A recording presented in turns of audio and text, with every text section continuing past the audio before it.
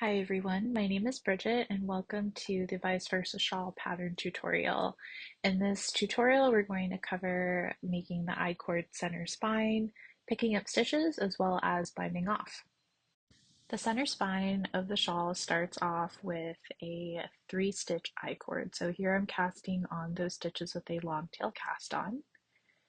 And next I am slipping those stitches from my right hand needle over to my left hand needle.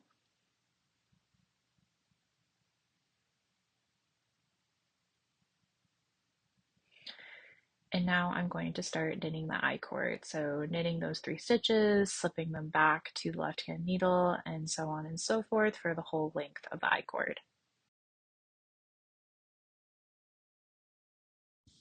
So here I finished knitting the I-cord, and now we're going to work that final bind off row. So knitting 1, and then knitting 2 together.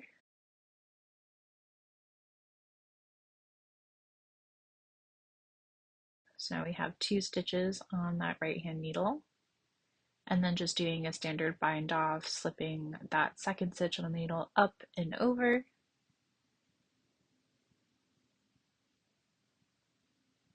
And then I'm going to break the yarn, leaving a tail, and then slipping that through, finishing the bind off.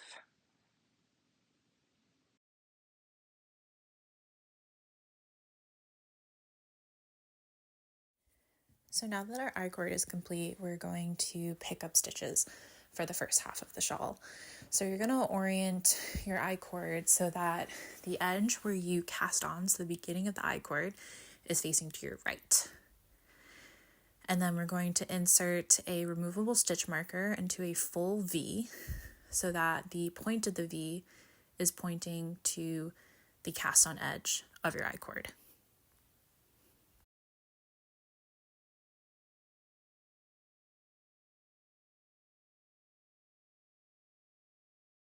So now that we have our I-cord finished and we've marked the center spine, we want to look for the half V, or the leg of the stitch right above that center spine V, for where we're going to pick up our stitches for the first half of the shawl.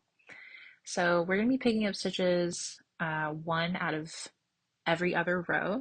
We're going to be inserting that needle front to back through that half stitch, or like half V that is above the center spine. And make sure you're picking up those stitches front to back. And another key thing here is that we're not actually picking up in knitting, we're just picking up stitches with that right hand needle.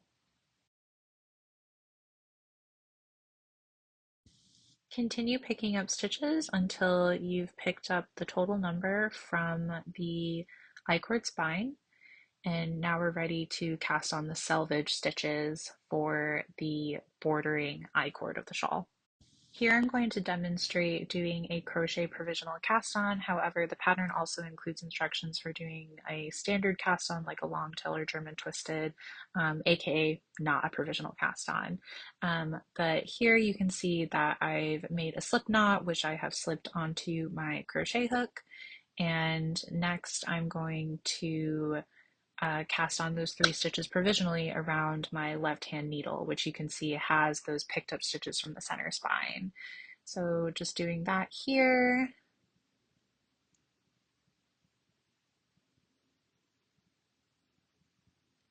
And then once those 3 stitches are cast on with your waste yarn, I like to just chain a few more stitches just so I know where I need to pull out that provisional cast on when it's done. And I'm coming back to pick up stitches for the other side. So you can see here I'm rejoining that main color yarn, and I'm just going to knit across those 3 provisional stitches.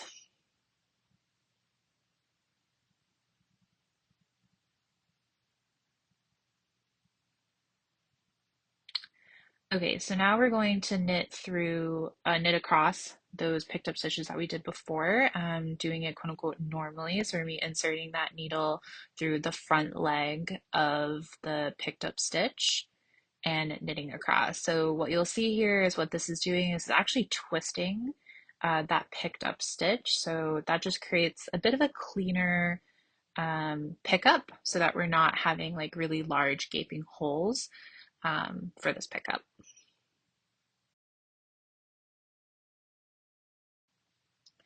So with the contrast color, you're going to join and you're just going to knit across those first 3 stitches.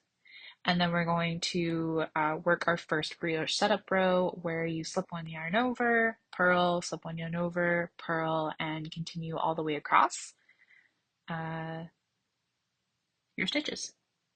Once you've finished working across all those picked up stitches, just set aside your work, and now we're going to do another provisional cast on uh, with for those last 3 selvage stitches. So take your waste yarn and your crochet hook, create that slip knot,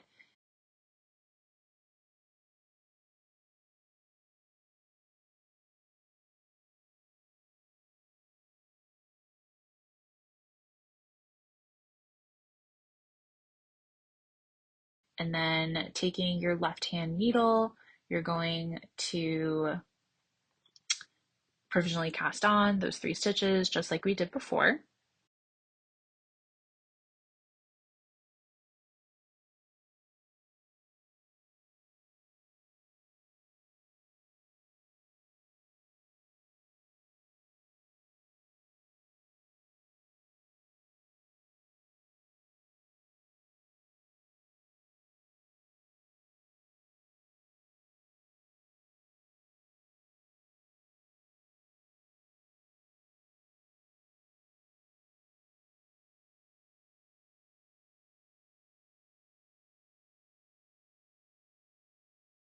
And now we're going to join those 3 stitches to the rest of the work. So taking your contrast color yarn, so the last stitch that you just finished was a slip 1 yarn over, we're just going to purl across those 3 cast on stitches. And now you've finished the setup for the first half of the shawl, and you can continue on as specified in the pattern.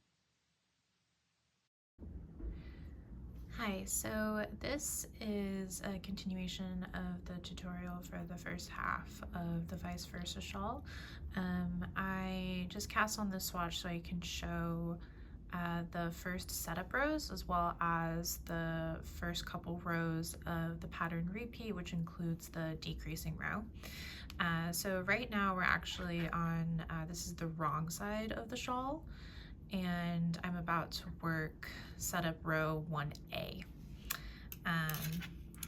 But before I do that, I just wanted to point out what's going on here. So here are my 3 selvage stitches for the I-cord. Here's 1 brioche stitch, here's another stitch, here's another stitch, and here's another stitch. So these are the brioche stitches that we're going to work into, where we're going to work that yarn over with the stitch. So here the charcoal dark gray colored yarn is my yarn A, and then the multicolored yarn is my yarn B, or my contrast yarn. So when you're working a brioche knit or brioche purl, you're going to be working through both the stitch and the yarn over. And that is considered 1 brioche stitch. And then whenever you see a stitch where it's just one of the colors, that is one that you're going to do the slip 1 yarn over for. I'm going to now work the setup row 1A, which you start off with your main color yarn. And since we're working brioche, and 2-color brioche in particular, you always work 1 row twice. So that's why the instructions are written out as 1A, 1B, 2A, 2B, etc. So every time you work a row that's labeled A, you're going to slide your stitches back so then you can finish working the row with the other color. And then the instructions will say to turn your work, because then you're going to be working on the opposite side, because you've actually completed a full row. Going to knit 3. 1,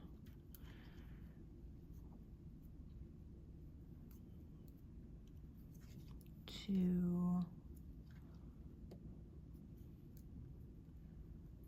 and And 3. This is just a little bit tight because I did the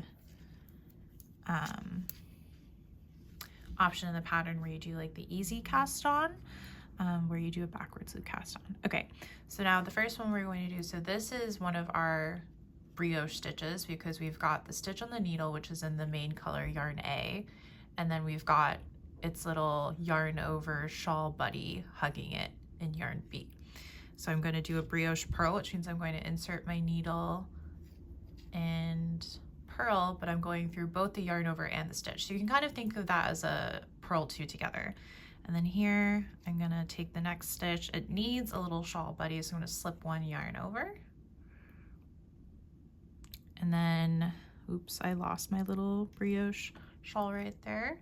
And then I'm going to brioche purl, slip one yarn over, brioche purl, slip one yarn over, brioche purl, all the way to the last 3 stitches. And then I'm going to slip 3 with yarn in front for our I-cord. So now we've worked the first half of that row, which is called A, and now we're going to slide our stitches back to the front of the needle because now we need to finish working this row with yarn B.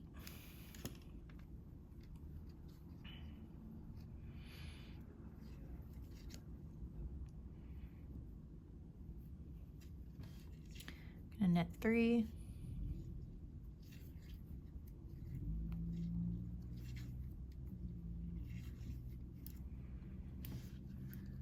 and then slip one yarn over because this guy is alone, so it needs a yarn over buddy, and then brioche knit, slip one yarn over, brioche knit, slip one yarn over, brioche knit, slip one yarn over, brioche knit, all the way to the end.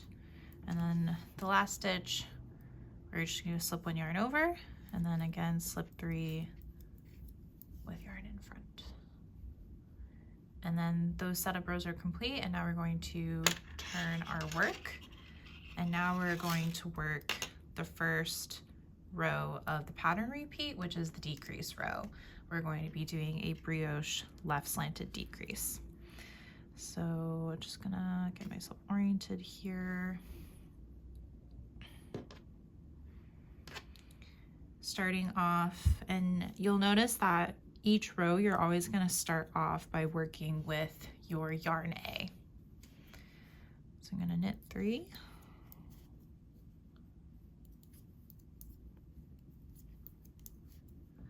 okay, so we're going to work a decrease over the next 3 stitches. So here's one stitch including the yarn over, here's another stitch, this one does not have a yarn over, and then here is the 3rd stitch, which does have a yarn over.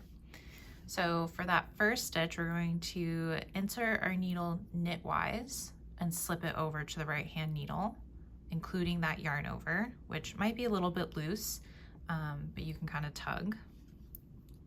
And then we're going to knit the next 2 stitches together, including that yarn over. So you can also think of this as a knit 3 together, if that makes more sense to you, of thinking of this as its own stitch. But we're going to decrease these 2 stitches together, insert the needle knitwise, up and over. So now we've decreased 1 stitch of our brioche decrease. And now we're going to take that stitch that we slipped before, including the yarn over, and we're going to basically bind it off, up and over. And then that is our left slanted brioche decrease. And then we're going to continue on. So we just worked the decrease. Now we're going to slip 1 yarn over. Another way of knowing that the next stitch is definitely a slip 1 yarn over is because it doesn't already have its little yarn over buddy from the row before. I'm going to slip 1 yarn over, brioche knit, slip 1 yarn over, brioche knit, and continue all the way, ending with the brioche knit, and then slipping 3 with yarn in front. So that was the first half of row 1 in the pattern repeat. And now we're going to slide our stitches back over, and we're going to work the second half of the row with yarn B. So we're going to knit 3 for that I-cord edge.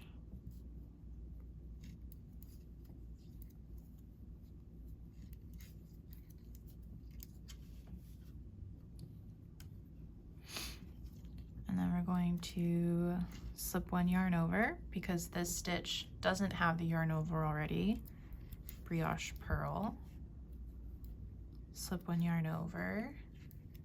Brioche purl going through both the stitch and the yarn over. Slip 1 yarn over. Brioche purl. Slip 1 yarn over. Brioche purl into those last 4 stitches, and the last one with yarn B is going to be a slip 1 yarn over, and then slip 3 with yarn in front. So when you look at your stitches with brioche, you can think of it also as like fancy ribbing. So you're always going to have a stitch with a yarn over followed by a stitch without a yarn over. And if you actually ignore the yarn overs, it alternates colors with what you're working. So you can see black or dark gray, then the multicolored yarn, dark gray, multicolored yarn, dark gray, multicolored yarn. Just like ribbing with like a knit and a purl, a knit and a purl. But I also wanted to show you guys, once you have your shawl set up and you're just working, brioche back and forth with the regularly spaced decreases, it should be pretty easy to read your work. So here is the small sample of the shawl. So we've got a decrease right here. Then it goes 1, 2, 3, 4, 5, 6, 7, and then another decrease. And then that continues. 1, 2, 3, 4, 5, 6, 7, and then another decrease, and then so on and so forth. So it should be pretty easy to read your knitting, to know if you are working a decrease row or not, or if you're just knitting straight. Here I'm going to show you how to do the bind off as well as I-cord grafting for the first half of the vice versa shawl. So here I'm just going to thread the tail of my yarn A, or main color yarn, onto my tapestry needle. And then I've already moved over those first 3 stitches of the I-cord selvage over to my right hand needle, so I have access to that center stitch that we're binding off. So you can see I've inserted my tapestry needle from the front through that stitch and then just slipped it off the needle, so that's bound off. And now I'm going to slip those 3 selvage stitches back to my left hand needle. And then I'm going to take that right hand needle and hold it parallel so that both needle tips are facing towards the right. And I'm going to insert that right hand needle into those first 3 stitches on the left hand needle, going from left to right.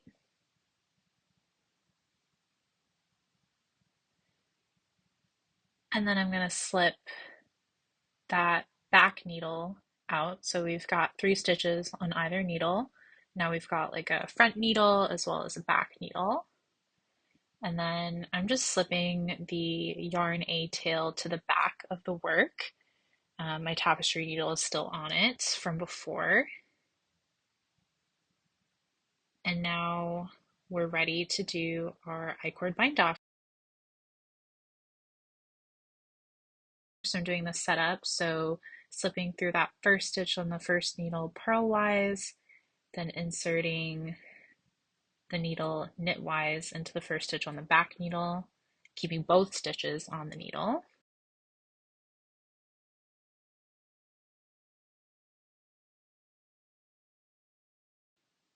Okay, so we're going to do knit off,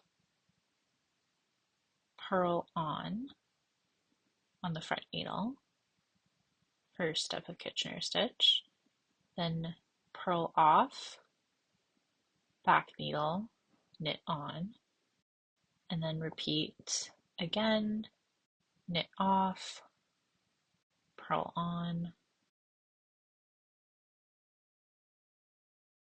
and then purl off,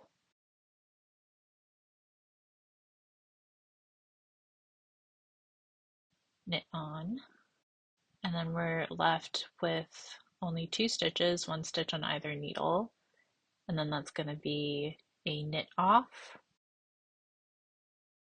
purl off,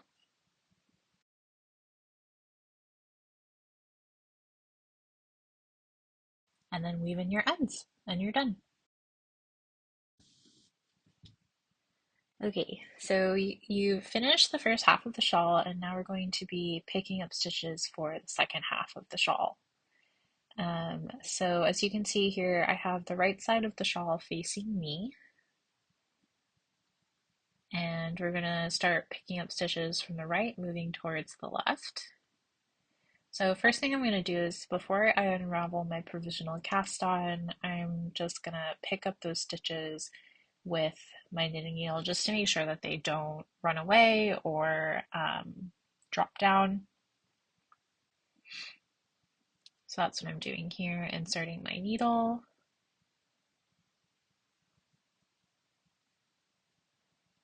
And then I'm going to unravel my provisional cast on. I did a crochet provisional cast on. So as you can see, I'm just pulling out that tail, and then I'm just going to pull,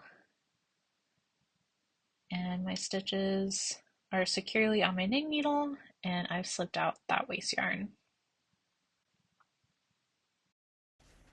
Future Bridget here. So you'll notice that right now the 3 stitches on my needles are green, which is my yarn A that I use in this sample, but they should be the pink hand spun, which is yarn B. So I just picked up the stitches wrong the first time that I did this, but I didn't want to scrap the rest of the footage. So that's what we see here. But just know that you should have whatever your yarn B is on your needle for those 3 stitches. Okay, so just moving that little tail out of the way. So hopefully you can kind of see what will be the center spine, and that's a full V of the center spine that I just slipped my needle through. Here's another full V. So you want to go into the half stitch or half leg above that center V. And we're going to be going into every other row. So again, there's my center spine, and then there's that leg that I'm going to pick up. So there's one that I've picked up, I'm going to skip one, go into the next one, inserting my needle front to back. Here's another, and then you can just double check that you're inserting it correctly. You can see that clear V being formed. And I'm just going to continue all the way down the center spine, picking up every other stitch until I have the specified number of stitches in the pattern. Okay, so now that you've got all those stitches picked up, we're now going to unravel the second provisional cast on at the end. Same way as we did before, I'm first just picking up those stitches onto my needle just to make sure they're secure. And then once I have them on my needle, I'm going to unravel that provisional cast on and pull out my lace yarn.